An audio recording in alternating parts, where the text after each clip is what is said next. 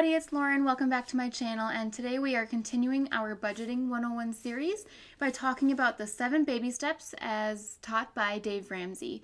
I have hinted at a couple of these before. I have not talked about all of them, and so in this video I'm going to just give a brief overview of all 7 baby steps, what each one is, and the proper order in completing these steps. So let's get to it. Baby step number 1 is to save $1,000 in a starter emergency fund. Now this would be just to cover the basics, okay? And then if you make less than $20,000 a year, you would save $500 in this starter emergency fund, okay?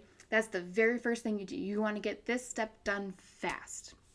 Baby step number 2, as soon as you have your starter emergency fund, is to pay off all of your debt using the debt snowball. So what this means is you're going to line up all of your debts in order of total amount owed, okay, regardless of the interest rate, and you're going to put all of your effort and all of your extra money towards that smallest debt. And then once that debt is paid off, you're going to take that minimum payment and any extra you're putting on that debt and roll it up into the next smallest debt so that your minimum payment there plus the previous payments you were making are now towards your next smallest.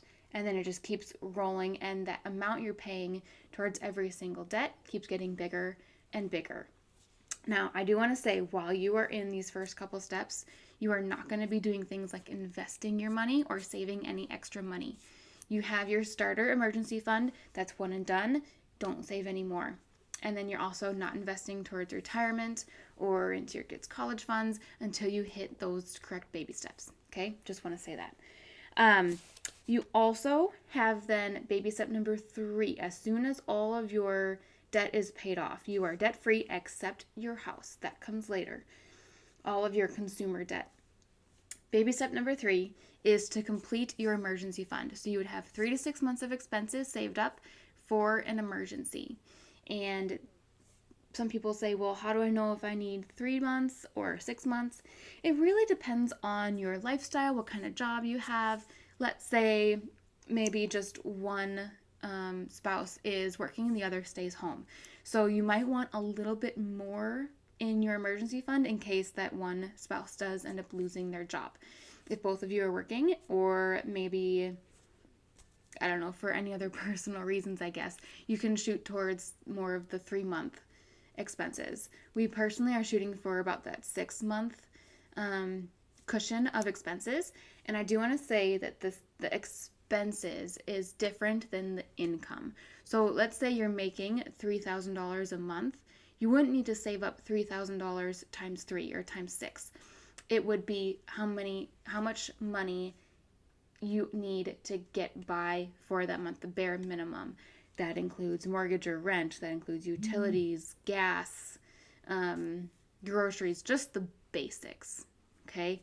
So you don't have to replace the entire monthly income. Some people choose to do that, but that also means that this baby step is going to take longer. So just be mindful of that, okay? It's 3 to 6 months of expenses. That doesn't include all of your sinking funds and your entertainment funds, all of that, all right? Baby step number 4 is then to start investing 15% of your income into retirement. And so what is recommended is you would put up to your employer's match in your 401k, and then you would max out your Roth IRA, and then any percentage left over that has not been invested yet in your 401k or Roth IRA would then go back into your 401k. Does that make sense? I will go into that in more detail in a different video. Baby step number 5 is to save for your children's college education. You have 2 saving options primarily. You have an ESA as well as a 529 plan.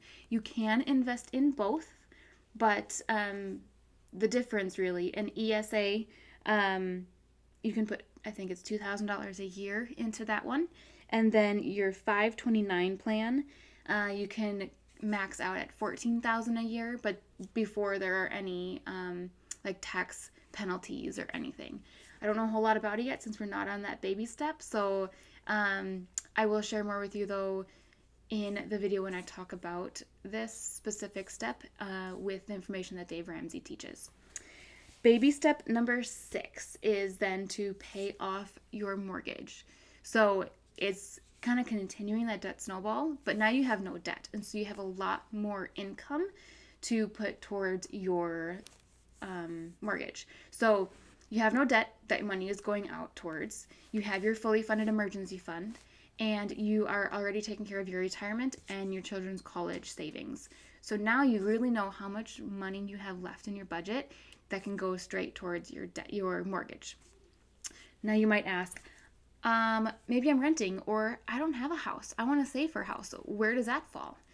Well, that actually falls in baby step 3B. So before you start investing and before you start saving for your children's college, after paying off all your debt and after building up your fully funded emergency fund, you would start saving towards the 20% down or more on your home. And so that would be just kind of tacked on, and then that can take a couple more years depending on how intense you are and how big of a house you are looking at getting.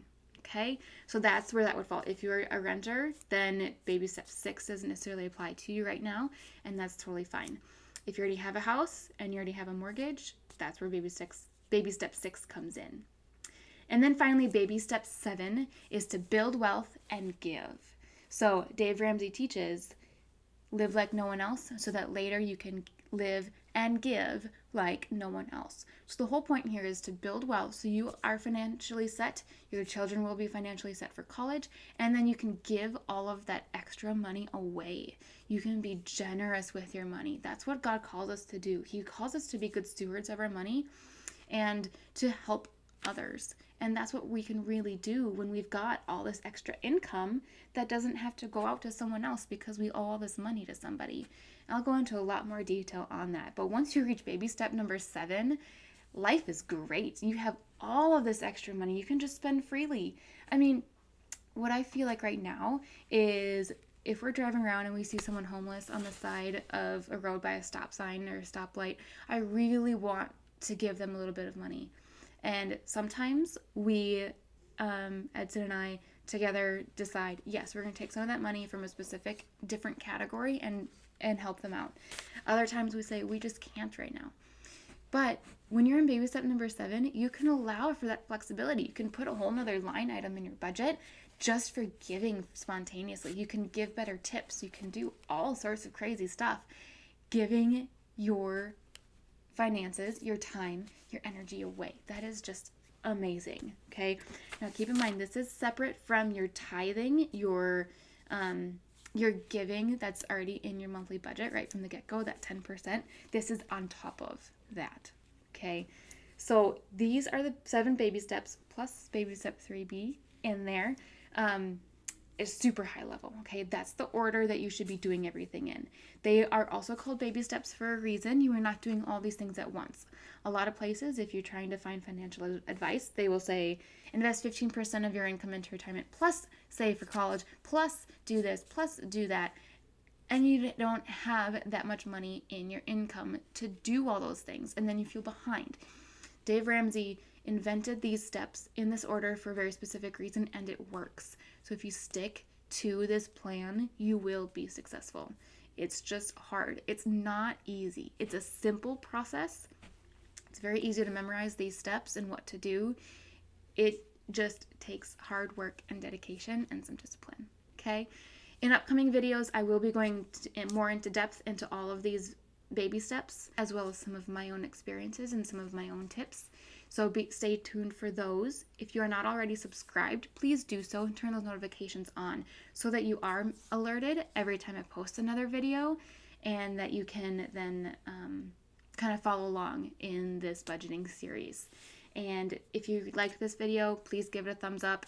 If you have any questions, comments, if there's anything you want me to cover about a specific baby step, let me know in the comments down below, and I'll be sure to include those in upcoming videos, or I'll just reply to you directly depending on what your question is. Thanks so much for watching, and we will see you soon. Bye!